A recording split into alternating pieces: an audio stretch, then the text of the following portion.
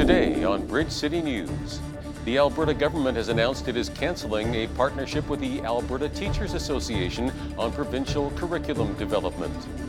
Grieving families in Afghanistan begin burying their dead after yesterday's devastating suicide bombing at a crowded wedding celebration in Kabul. And we will share the story of hundreds of American and Canadian Jews immigrating back to their homeland of Israel. Your nation, your province, your southern Alberta. From the heart of Lethbridge, it's Bridge City News with Paul Arthur. Good afternoon. Thanks for joining us. The southern Alberta town of Pincher Creek has been a busy place since Thursday, hosting the annual Pro Rodeo. And there are always a host of events all around town that come with it. Pancake breakfasts, the Children's Festival, and even Cowboy Church this morning. The rodeo wrapped up this afternoon and included some just-for-fun events like the Kids Calf Scramble, the Wild Ride for those who like dress up with their broncs, and a brand new event featuring the Gringo Bulls, a form of bullfighting. That is definitely not for the faint of heart. Two men were badly injured yesterday when their single-engine plane crashed just after takeoff from a rural airstrip near Black Diamond, southwest of Calgary. Stars Air Ambulance was called in to take one of the injured to hospital. RCMP say both men are expected to survive. Transport Canada is investigating the cause of the crash. The Alberta government has cancelled a partnership with the Alberta Teachers Association on provincial curriculum development. The association says it was notified by the government on Friday afternoon that a 2016 memorandum of understanding dealing with the curriculum was being terminated. Education Minister Adriana LaGrange released a statement confirming the memorandum was being cancelled, and she says she wouldn't have signed it because it was too restrictive. LaGrange says it's important to open up the process so that more stakeholders are involved. More than a dozen people were taken to hospital after a lightning strike during a powwow on a Manitoba First Nation. The Prairie Mountain Health Region says in an email that a large tent blew over Friday night at the Ebb and Flow First Nation. When people rushed to pick it up, lightning hit. EMS assessed 25 people on scene. 13 people were sent to St. Rose General Hospital with varying injuries. All have since been released.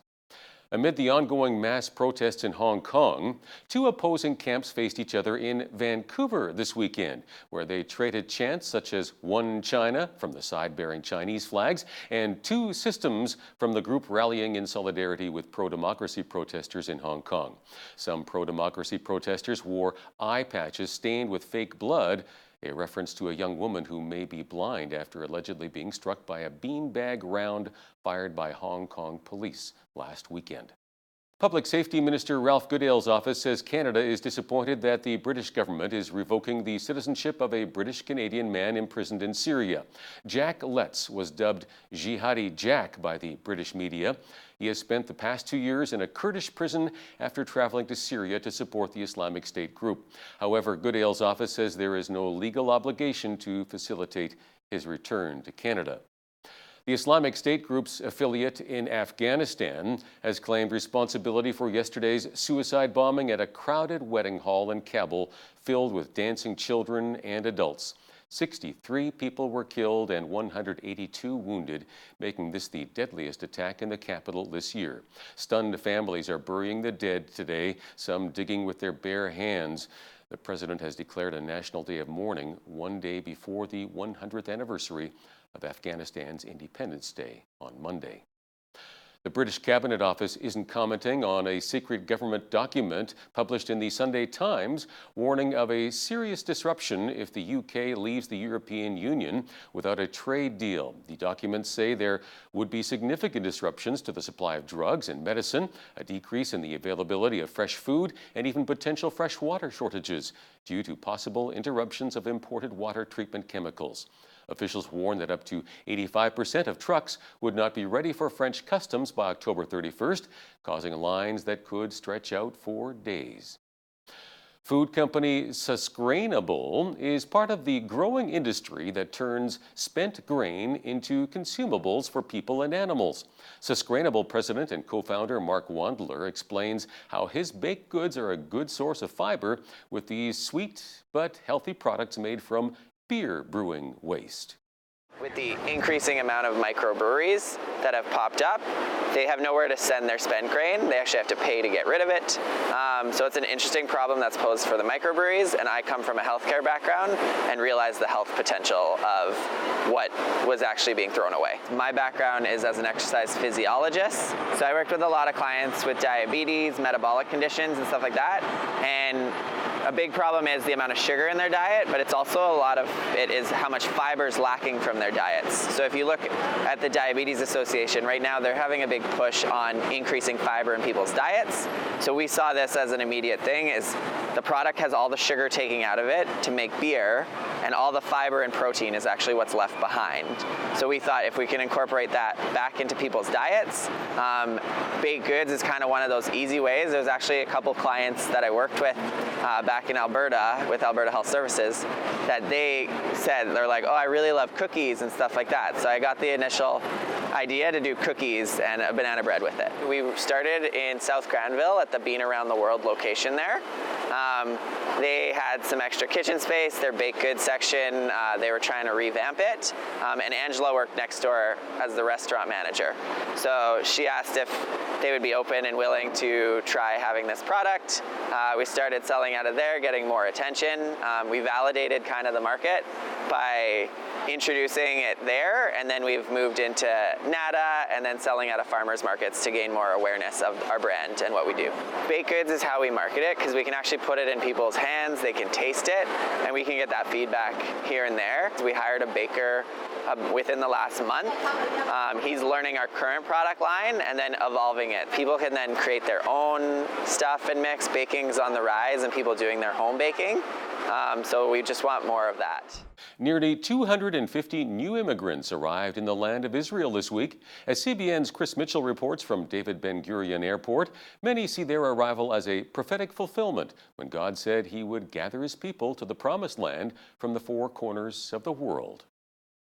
The arrivals come from 22 states, 2 Canadian provinces, and include 103 children, 3 sets of twins, and a 28-day-old baby. This is a great situation for the state of Israel that 240 Jews from North America arrive in Israel here, and we are very proud to have them as students, as soldiers, as partners in the state of Israel. Nefesh B'Nefesh organized this arrival, a milestone for the organization. 60,000 Olim, our 60th charter flight. It's as glorious as the first flight. Seeing people fulfill their dreams, coming home, it's remarkable. The first time, the first person is just as important and just as exciting as the 60,000th person right now. This brother and sister reunited after 2 years. I don't know, I'm overjoyed. Like, it's so weird. I've been here like alone and now I have my brother. It's amazing. And families made the journey. It's just one of the most amazing feelings in the world to be able to come to our homeland, to be part of the state of Israel, the Jewish homeland that we've always dreamed of being a part of. Is this a dream come true? Absolutely, absolutely. We are living the dream. David is the nephew of Yechiel Eckstein, who brought thousands of Jews to the land of Israel and passed away recently. Beryl is Yechiel's brother. I miss my brother being here, but he's here. And I know that he would have been the first one to greet David. He loved him so much. For the Ecksteins and many other families making Aliyah, it's about the generations. We're so proud of them to make this decision at this stage in their life, to come back home where my father was born, my grandfather, my great-grandfather, and now this generation's coming home. It's also about the Bible coming to life. It's about the ingathering of the exiles, bringing the Jewish people home. But it's not even for me, it's not even because of the fulfillment of prophecies that I'm so happy. It's because my family is coming home. And we're all together finally. And when we're all together in our land, that brings the most light to the whole world. For these new arrivals, their Israel adventure is just beginning. Recapping one of our top stories this hour, the Alberta government has announced it is canceling a partnership with the Alberta Teachers Association on provincial curriculum development, saying that it is too restrictive. And a look at weekend weather. Our upcoming Whoop Up Days week looks like it is going to be sunny and hot. Clear skies tonight with a low of 11. Then tomorrow, sunshine and a high of 27 degrees. A recent study reveals there is a strong correlation between the use of social media and increased depression among teenagers. Hal Roberts talks with registered psychologist Graham Bretherick about the reasons behind this and the solutions. But first, here's a look at what's happening in and around your community.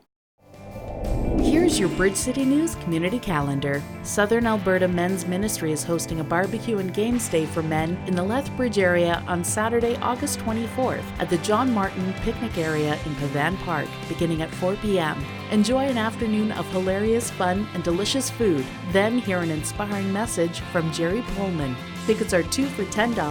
Buy one for yourself and a friend. For more information and tickets, contact Leslie at 403-327-4422 and follow Southern Alberta Men's Ministry on Facebook, Twitter, and Instagram.